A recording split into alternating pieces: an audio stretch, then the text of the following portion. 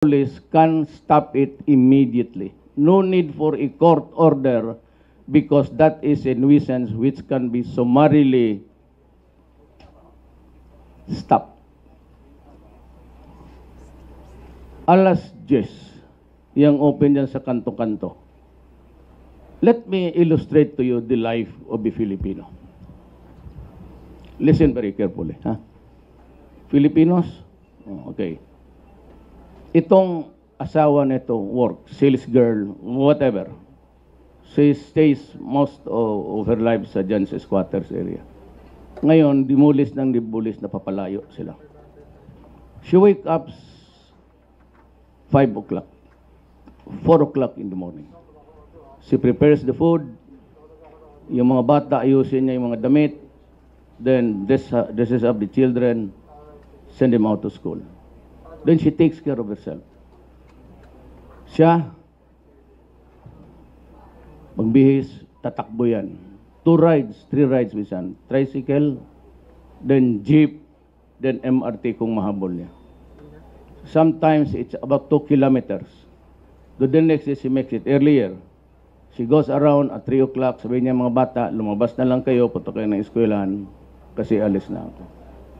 Then she works. Whole day standing there. Then at 5 o'clock, she goes out. Hindi pa yan kasi magbandi clock pa yan. Then she comes out there 5:30, 6 o'clock. Pupunta na naman siya 2 rides, 1 ride. Punta doon sa MRT. She waits for the train, which never comes at times. So pagdating doon, mag-jeep siya. She arrives home 11, 12. Then she cooks food for the next morning. Labahan niya yung mga damit. Pakit niya yung mga bata.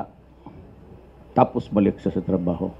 Ganon ang buhay ng Pilipino. 90% ng ating tao. So at 7, at 10 o'clock, you stop that fucking thing. Let the children sleep in the neighborhood. Yeah. Huwag mong pahirapan ang Pilipino. Masyadong hirap na. Those are the things that I want to correct right at the beginning. Huwag mo akong tanungin na infrastructure. Tanungin mo si Tugade or si... Ako po'y abogado. Kaya itong Makati Business Club, sabihin mo sa kanila, sabi ni Duterte, graduate siya ng AB, Foreign Affairs, Geopolitics, International Law, International Relations, International Trade. Baka hindi alam ng mga ulol. Abogado ako, prosecutor ako.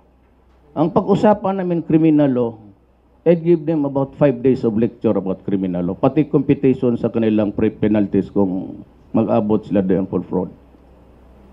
Tapos doon, you invite me, but do not expect to, sinabi ko lang that I will get the best economic minds. Hindi ako economic, hindi naman ako graduate ng economic. Sabi ko, 75 lang ako dyan sa economics. Hindi naman ako interesado niyang graph na dyan. Hihilo ako yung magsunod-sunod ng... Ayun, gano'n. So, do not be too cynic about your officials. Because in the first place, I never pretended to be one. Nag-graduate ako. I never pretended to have credentials, summa cum laude. I was never even 75 lang. Hanggang... Now, if you give me 75 for my performance today, fine. But hanggang dyan lang ako. Ano magawa ko? Alam mo kasi itong mga elitista minsan sumusobra. Kala mo naman sino ang mga ulol. Kay unang nag-insulto eh. So, let us see what happens next. Ngayon, kinukuha ko si Carlos Dominguez, kababata ako yan. Dito kami lumaki, itong subdivision na ito dito. He was my childhood friend. He was our valedictorian. Kindergarten valedictorian up to, I think, ano yan siya? Ako 75 lang. Hanggang pag-graduate ng College of Law. Pero trabahante ko sila ngayon. Artugade was a valedictorian sa College of Law sa San Beda. Ako 75 lang. Pero sabi ko, Likang, trabaho ka dito sa akin. Trabaho ka? Ganun lang ang buhay. So, kayo dyan sa dahan-dahan lang. Ano pa naman buhay. Weather lang, tama talaga siya. Now, drinking. No drinking in all public places and even alleys. Ito yung magpunta ako ng Tondo, nakita ko sa do not do that. If you do not have a house, then do not drink. In pub, do not make it as a substitute of a place for drinking. All. And the police must arrest all drinking people in public. Alcoholic ang ibig sabihin. Do not occupy streets. Kagaya dito minsan yung highway patrol. He not only drinks, naghumihingi pa doon sa kapitbahay niya.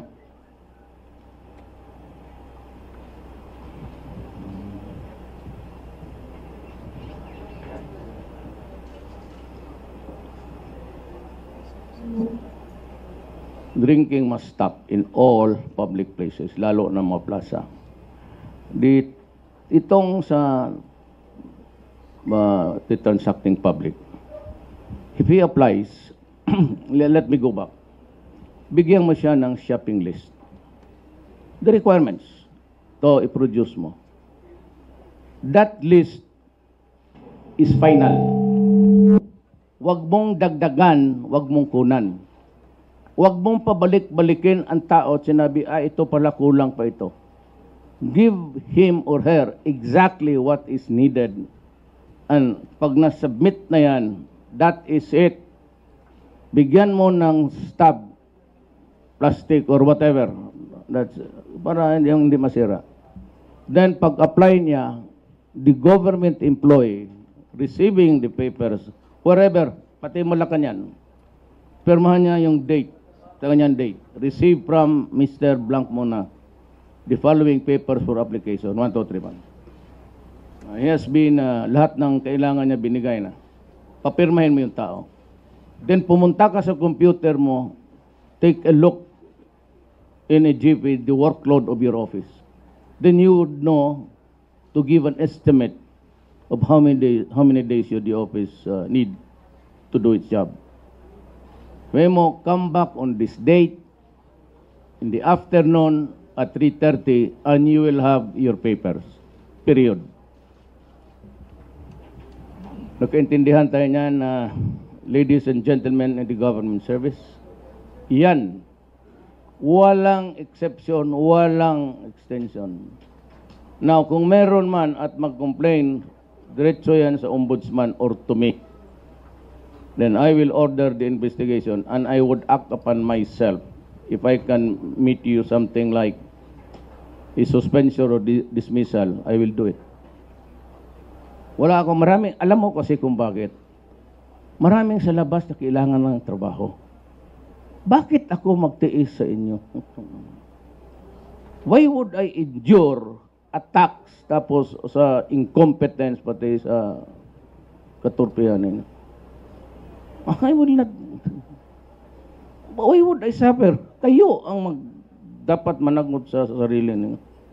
It's crazy for me to be absorbing all the attacks there. Kayo.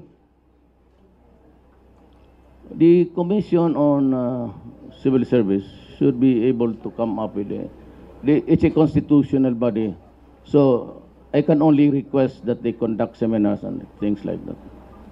For dito, punctuality, not only in attendance, but punctuality in the release and action on the papers of the public. Mas mabuti pag i-delay mo yung multimillionaires application, wag yung yung mahirap. Kaya mga milyonaryo, pwede sila magbalik-balik. The billionaires can always send somebody. Pero itong Pilipino, pabalik-balik siya. Now, I will create an office, Department of Overseas Workers. I'm getting a building, tingin ko yung post office, pero historical kasi yung post office. Para Manila, wala naman na gumagamit ng post office. Yan mo naman, dear